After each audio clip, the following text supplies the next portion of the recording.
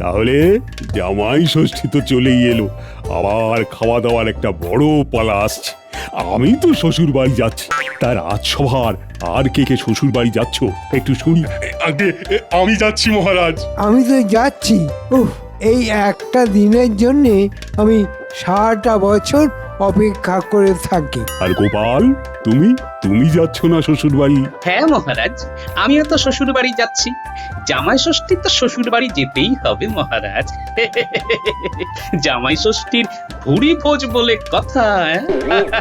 আমারও জামাই ষষ্ঠীতে শ্বশুর বাড়ি থেকে নিমন্ত্রণ আসে গোপাল। কেন মন্ত্রী মশাই, নিমন্ত্রণ না আসার তো আমি কোনো কারণ খুঁজে পাচ্ছি না। না, আসলে তুমি যে পরিমাণে খাওয়া দাওয়া করো তাতে তো একদিনেই তোমার শ্বশুর বাড়ির লোককে হাতে বাটি নিয়ে পথে বসার উপশম হয়।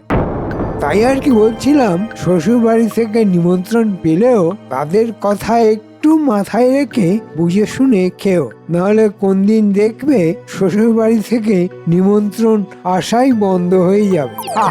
আমার শ্বশুর বাড়ি নিয়ে তো দেখছি আপনার অনেক চিন্তা মন্ত্রী মশাই। চিন্তা তো হবেই গোপাল, সবাই তো কষ্ট করেই অর্থ উপার্জন করে। দেখুন মন্ত্রী মশাই, আমি শ্বশুর বাড়ি গিয়ে বেশি খাই কিংবা কম খাই সেটা নিয়ে আপনাকে না ভাবলেও চলবে। হ্যাঁ, আপনি বরং নিজের চরকায় ভালো করে তেল দিন, কেমন?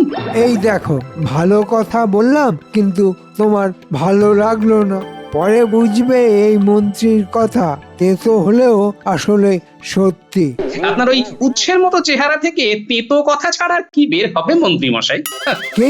আমার উচ্ছের মতন চেহারা?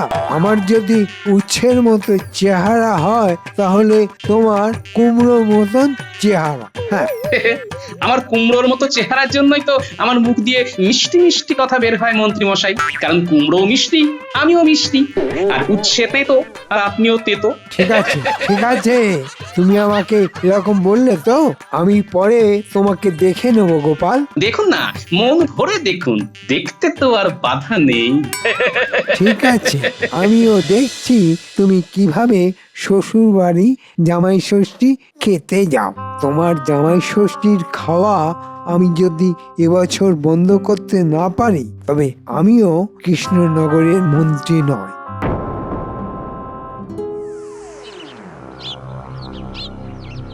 তাহলে তোরা সব বুঝে গেলি? তাহলে আমি যেরকম বললাম সেরকম করতে পারবি তো তোরা? এ আবার এমন কি কাজ মন্ত্রী মশাই? আপনি একেবারে এই ব্যাপারে নিশ্চিন্ত থাকুন, ধরুন আপনার কাজ হয়েই গেছে। তাহলে আমরা গোপালের শ্বশুর বাড়ি কবে যাব মন্ত্রী মশাই? যত তাড়াতাড়ি সম্ভব, কাল পারলে কালই চলে যা। কাল? ঠিক আছে, আমরা তাহলে কালই ওই ভোর ভোর বেরিয়ে পড়বো। এখন তবে আসি মন্ত্রী মশাই। হ্যাঁ হ্যাঁ, আয় আয়। চল বোটা। আমি উচ্ছে, তাই না? এই উচ্ছে কত তেতো হতে পারে তুমি দেখবে গোপাল। মাসিমা কেমন আছেন? তোমাদের তো ঠিক চিনতে পারলাম না বাবা। আরে আমাদের চিনতে পারলেন না? আমরা তো ওই কৃষ্ণনগরের বটার ঘরটা। এর আগে তো আপনার সঙ্গে এই কৃষ্ণনগরে অনেকবার দেখা হয়েছে। ও হ্যাঁ হ্যাঁ, এইবার মনে পড়েছে। এসো এসো না, ভিতরে এসো। না না, এর ভিতরে যাব না, এইখানে কাজে এসেছিলাম তো, তাই ভাবলাম আপনার সাথে একটু দেখা করে যাই।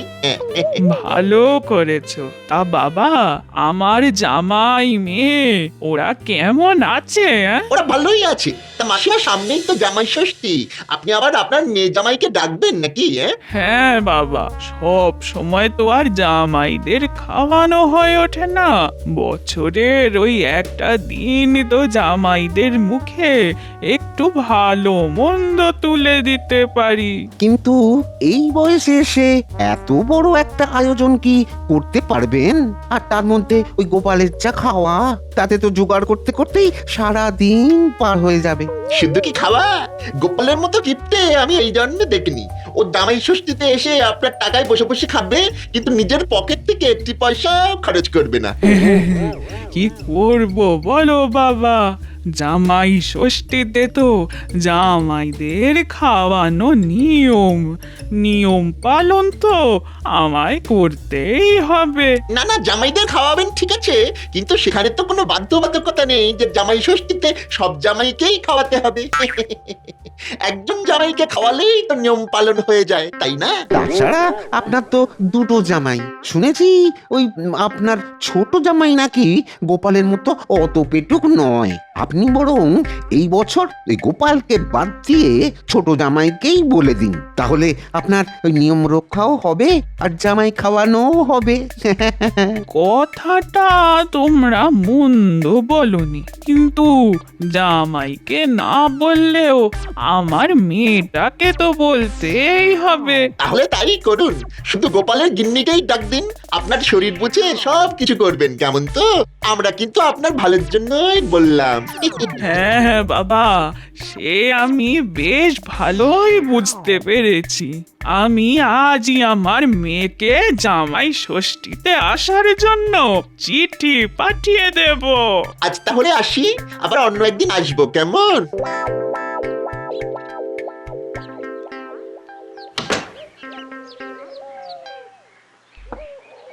এত সকালে দরজায় কে কড়া নাড়ছে? হ্যাঁ? আসছি আসছি। উফ, এত সকালে আবার কে এলো রে বাবা? চিঠি আছে। চিঠি? ওই দিন দেখি। কার চিঠি গো? আমার মায়ের চিঠি গো। শাশুড়ি মায়ের চিঠি? জামাই ষষ্ঠীর নিমন্ত্রণ মনে হচ্ছে। কই দেখি দেখি চিঠিটা আমাকে দাও তো। জামাই ষষ্ঠীর নিমন্ত্রণ বলে কথা। হ্যাঁ, প্রিয় জামাই বাবা জীবন, আমি দুঃখের সঙ্গে জানাচ্ছি এই বছর জামাই ষষ্ঠীতে তোমাকে আমি নিমন্ত্রণ করতে পারছি না, কারণ তোমাকে পেট পুজো করানোর মতো ক্ষমতা আমার নেই। তাই এই বছর শুধু ছোট জামাইকেই ডাকছি, তুমি আমার মেয়েটাকে পাঠিয়ে দিও। এই বছর তো তোমাকে নিমন্ত্রণ করতে পারলাম না, পরের বছর তোমাকে নিমন্ত্রণ করার নিশ্চয়ই চেষ্টা করব। হ্যাঁ, বলেছিলাম সব সময় অমন খাই খাই করো না। ঠিকই আছে, সব সময় খাই খাই করলে এমনি অপমান কপালে জুটবে। হ্যাঁ,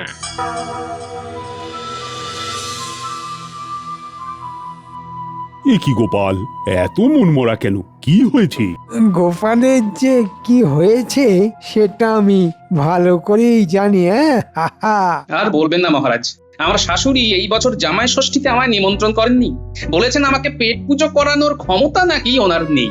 এদিকে নিজের ছোট জামাইকে আবার নিমন্ত্রণ করেছেন। এ কি গোপাল, এইভাবে তোমাকে তোমার শাশুড়ি অপমান করলো? ছি ছি ছি ছি, আমরা শ্বশুর বাড়িতে গিয়ে ভালো মন্দ খাবো আর গোপাল তুমি বাড়িতে বসে থাকবে?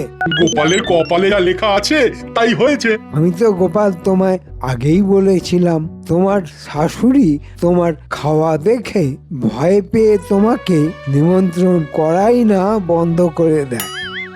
তোমার এই অতিরিক্ত খাওয়াটাই তোমার কাল হয়ে দাঁড়িয়েছে গোপাল। আরে গোপালকে তো গোপালের শাশুড়ি একেবারে খরচের খাতায় ফেলে দিল হে। গোপাল তুমি তো মিষ্টি কুমড়োর থেকে একেবারে পচা কুমড়ো হয়ে গেলে গোপাল। না না না গোপাল, এইবার তোমাকে তোমার খাওয়ানোটা কমানো উচিত, নইলে এরপর তো তুমি সব জায়গাতেই অপমানিত হবে।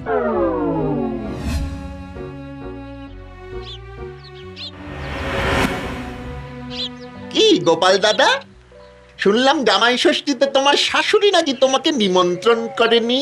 এ মা! আরে গোপাল দাদার খাওয়া দেখে তো গোপাল দাদার শাশুড়ি ভয় পেয়ে যায়। এরি, আমাকে শ্বশুর বাড়ি থেকে নিমন্ত্রণ করেনি সেটা তোরা কিভাবে জানলি? না ওই এখন তো হাওয়ায় খবর ভাসে, তাই না? খবরটা তো আমি রাজসভায় বলেছি, তাছাড়া তো আমি কাউকে বলিনি এই কথা। আর রাজসভা শেষ করে মন্ত্রী মশাই এখনো বের হননি। তাহলে তোরা কি করে জানলি কথাটা? শুনলাম, একটা জায়গা থেকে শুনলাম। এই ঘটা চল চল, আমাদের তো যেতে হবে। চল চল চল। হ্যাঁ হ্যাঁ হ্যাঁ, চল চল, আসছি গোপাল দাদা, আসছি, চল চল। না, ব্যাপারটা কেমন যেন সন্দেহজনক মনে হচ্ছে কিছু একটা গন্ডগোল আছে।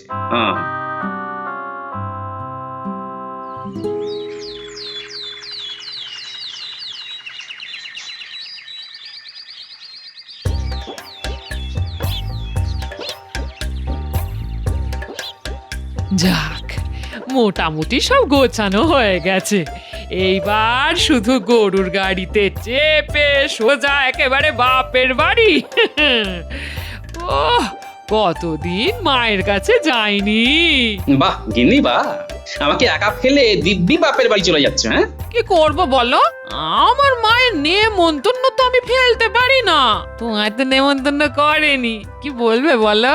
এই তুমি আমাকে ভালোবাসো? এই দেখো, ভালো তো বাসি, তবে আমার মা তো বলেছে আগে আমার মা বাবা এসেছে, তারপর তুমি। মায়ের কথা কিভাবে ফেলি? তাছাড়া তোমার ভাইও আসছে, বাড়িতে কত কাজ আছে বলো, মা একা একা সামলে উঠতে পারবে না। হ্যাঁ ঠিক আছে, চলে যাও চলে যাও, আমার কথা তোমাকে ভাবতে হবে না, ভাবতে হবে না। ধুর ছাই, আমি বাড়ি থেকেই চলে যাব। এই আরে আরে আরে, কোথায় যাচ্ছ? আমার তো আর কোথাও যাওয়ার জায়গা নেই, তাই যেদিকে দু চোখ যায় সেদিকেই চলে যাও। হ্যাঁ, আরে আরে আরে আরে, দাঁড়াও দাঁড়াও, শুনে যাও। সবাই মিলে আমাকে অপমান করছে। হ্যাঁ, আমি কি অপমানের পাত্র হয়ে গেছি নাকি? না না না না না, কিছু একটা করে এই অপমানের যোগ্য জবাব দিতেই হবে। কিন্তু কি করি কি করি কি করি কি করি? বাবা, বাবা কিছু ভিক্ষা দেবে বাবা? দুদিন ধরে না খেয়ে আছি, দাও না বাবা, কিছু কিছু ভিক্ষে দাও। হ্যাঁ, তুমি আমাকে মোহর দিলে বাবা, দেখবে দেখবে তোমার খুব ভালো হবে। হ্যাঁ, খুব ভালো হবে, খুব ভালো। আর ভালো, আমারও তোমার মতো অবস্থা। তুমি খেতে পারছো না আর আমায় খেতে ডাকছে না। খাওয়ার সুযোগ থাকলেও আমি খেতে যেতে পারছি না। সবই ওপরওয়ালার ইচ্ছে, সবই ওপরওয়ালার ইচ্ছে।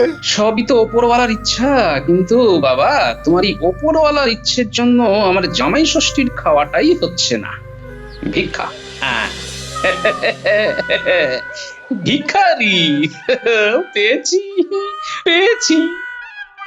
এইবার দেখি জামাই ষষ্ঠীর খাওয়া থেকে কে আমায় আটকায়। হ্যাঁ, আমি যাচ্ছি, বুঝলে।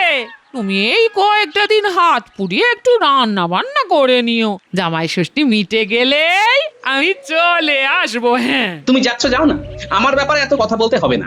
আমি হাত পুড়িয়ে খাবো নাকি খাবার পুড়িয়ে খাবো তোমাকে সেটা ভাবতে হবে না, বুঝলে। বুঝতে পারছি তোমার মাথাটা খুব গরম আছে, ঠিক আছে, আমি আর কিছু বলছি না। এই আসছি আমি, এই সাবধানে থেকো, আসছি গো, আসছি।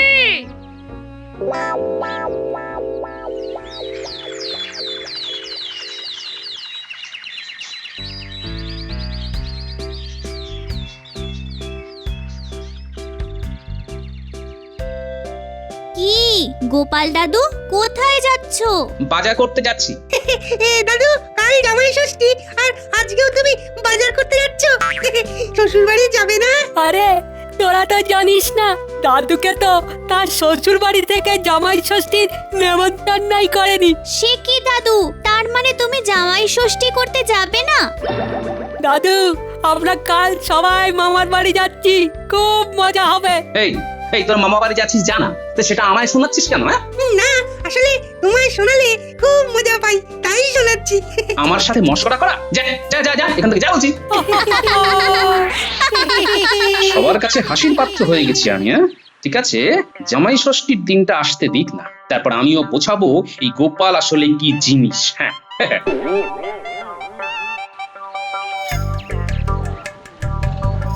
গোপাল দাদা এসো। এই কি দেবো বলো তো, কি দেবো? তোর দোকানের যত শসা যত গাজর আছে সব দিব। হ্যাঁ, এত শশা গাজর দিয়ে করবেটা কি?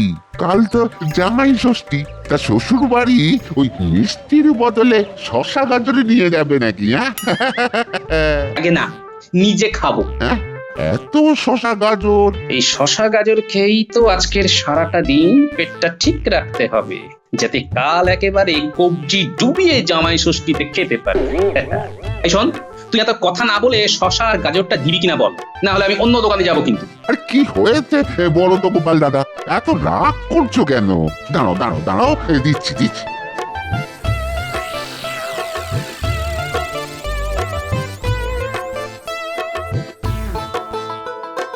কি গো গোপাল দাদা, আরে মাছ নেবে না? আরে ভালো রুই আছে গো। না রে, আজকে আর মাছ নেবো না। আরে নিয়ে যাও মাছ না নিয়ে গেলে গিন্নিমা রাগ করবেন। গিন্নিমা বাড়িতে নেই, বাপের বাড়ি গেছে, তাই আজকে আর মাছ নেবো না রে। তা তুমিও তো খাবে নাকি? আরে অল্প করে মাছ নিয়ে যাও। আমার খাবার আমি নিয়ে নিয়েছি রে, ওই খেয়েই আজকে সারাদিন হজম করতে হবে, নইলে কাল ময়দানে নামবো কি করে? আসি রে। ঠিক আছে, এসো তবে।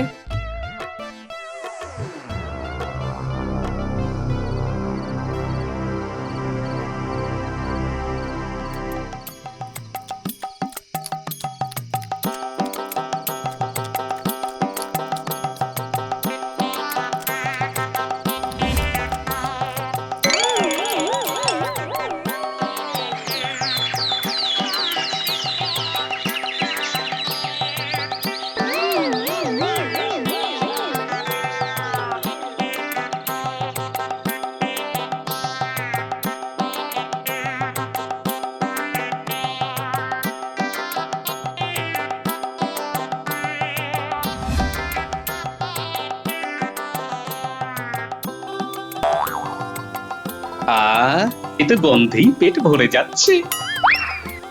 মা, রান্না বান্না তো হয়েই এলো, এবার ছোট জামাইকে হাত মুখ ধুয়ে খেতে বসতে বল। হ্যাঁ মা, বলছি। বাবারে বাবা, এ তো দেখছি একেবারে এলাই কাণ্ড। কোনটা দিয়ে যে শুরু করবো? উড়িয়ে বাবারে বাবা। খাও বাবা, খাও খাও খাও খাও, মন ভরে খাও। এ বাবা, কে তুমি? এই পর দুপুর বেলা কোথা থেকে এলে? মা গো, আমায় কিছু খেতে দেবেন? অনেক দিন ধরে কিছু খাইনি, দয়া করে কিছু খেতে দিন। ইয়ে মানে? এই ভর দুপুর বেলা কেউ এলে তাকে খেতে দিতে হয়, নইলে গৃহস্থের অকল্যাণ হয়। মা আমায় ফিরিয়ে দেবেন না, দুটো খেতে দিন। আহারে, এই আপনি বসুন বসুন, আমি আপনাকে খেতে দিচ্ছি। হ্যাঁ হ্যাঁ বাবা, তুমি এখানে বসো বসো। ওনাকে একটু ভাত দে। শুধু ভাত দেবেন? একটু ওই ডাল তরকারিও দিন। আপনার বাড়িতে তো আজ অনেক কিছু রান্না হয়েছে মা। আচ্ছা আচ্ছা বাবা, দিচ্ছি দিচ্ছি। এই নিন, খেয়ে নিন। হ্যাঁ, কি সুন্দর মাছের গন্ধ পাচ্ছি, একটু মাছ দেবেন? ও মা, দে মা, ওকে একটা মাছ দে। একটা মাছ চাইলাম, এই জন্য একটাই দেবেন? আরো দু তিনটে দিন মা। হ্যাঁ হ্যাঁ, দিচ্ছি দিচ্ছি, হ্যাঁ দিচ্ছি। একটু মাংসও দিন, নইলে ওই মাংস কারোর হজম হবে না মা।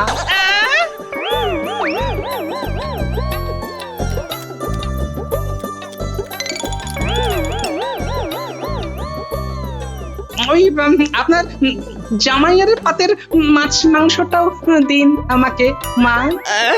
আমারটাও? অনেকদিন ধরে তো না খেয়ে আছি, এখনো পেটের এক কোণে ফাঁকা হয়ে আছে, দিন না মা আর একটু খেতে।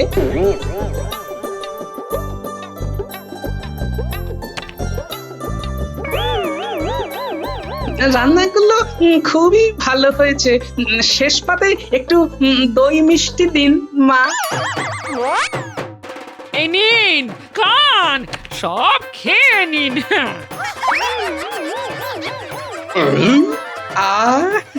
শান্তি। হায় হায় হায় হায়, সব খাবার যে শেষ হয়ে গেল, এবার ছোট জামাইকে কি খাওয়াবো? এ যে আমার সর্বনাশ হয়ে গেল গো, এ যে আমার সর্বনাশ হয়ে গেল। এ তো আমাকে ডেকে রীতিমতো অপমান করলেন। আমার খাবার একজন ভিখারিকে খাইয়ে দিলেন। আমিও তো আপনার জামাই বলে কথা, একেই তো বড় জামাইকে নিমন্ত্রণ করেননি, আবার আমাকেও খাওয়াচ্ছেন না। আমার স্বামী দীর্ঘশ্বাস ফেলে বলেছিল যে এইভাবে তোমার মা আমাকে অপমান করলো। এটা তোমার মা খুব খারাপ করলো। মা, তোমার এইভাবে আমার স্বামীকে অপমান করা একদম উচিত হয়নি মা। আমি কি করব বাবা, আমাকে আমাকে বাবা জীবনকে না ডাকার এই বুদ্ধিটা দিয়েছিল বটা ঘটা। কি বটা ঘটা? হ্যাঁ, ওরা একদিন আমার বাড়ি এসেছিল, আমাকে বলল যে গোপালকে খাওয়ালে নাকি অনেক খরচ হয়ে যাবে। তাই তাই এই বছর আমি যেন গোপালকে নিমন্ত্রণ না করি। এখন মনে হচ্ছে আমি কেন বটা ঘটার কথা শুনতে গেলাম। আজকে বড় জামাইকে নিমন্ত্রণ করলে জামাই এসে কোনো না কোনো একটা বুদ্ধি বের করে এই ভিখারি বাবা জীবনকে অল্প খাইয়ে বাড়ি পাঠিয়ে দিতে পারতো। এই তো শাশুড়ি মা, আপনি খামোখা চিন্তা করছেন। আমি তো আপনার বাবা জীবন। এ কি তুমি? জামাই ষষ্ঠী বলে কথা, আমি কি না এসে থাকতে পারি মা? বাবা জীবন, তার মানে তুমি ভিখারির বেশে এসে সব খেয়ে নিলে? কি কেমন চমকে দিলাম বলুন? রান্নাটা কিন্তু একেবারে জব্বর হয়েছে, একেবারে কবজি ডুবিয়ে খেয়েছি। কিন্তু তুমি এই এত খাবার খেলে কিভাবে? গিন্নি, তুমি তো বাড়িতে ছিলে না, তাই আমি কাল সারাদিন শশা আর গাজর খেয়েছিলাম। পেটে যা ছিল সব হজম হয়ে গেছে। এই সব কিছুই করা যাতে আজকে একেবারে কবজি ডুবিয়ে খেতে পারি। বড় জামাই, এটা তুমি করতে পারলে? কি করব বলো? শাশুড়ি মা যদি আমার নিমন্ত্রণ করতো তাহলে হয়তো আমি অল্প খেয়েই ছেড়ে দিতাম, কিন্তু বিনা নিমন্ত্রণে খাওয়ার মজাই আলাদা, বুঝলে? এখনো মনে হচ্ছে কিছু খাই। আচ্ছা শাশুড়ি মা, আপনার বাড়িতে আর কিছু আছে? আরো খাবে? কি মা, কি এই তোমার কি হলো মা? কি হলো তোমার? শাশুড়ি মা উঠুন, আমাকে আরো কিছু খেতে দিন। একেই বলে অপমানের জবাব।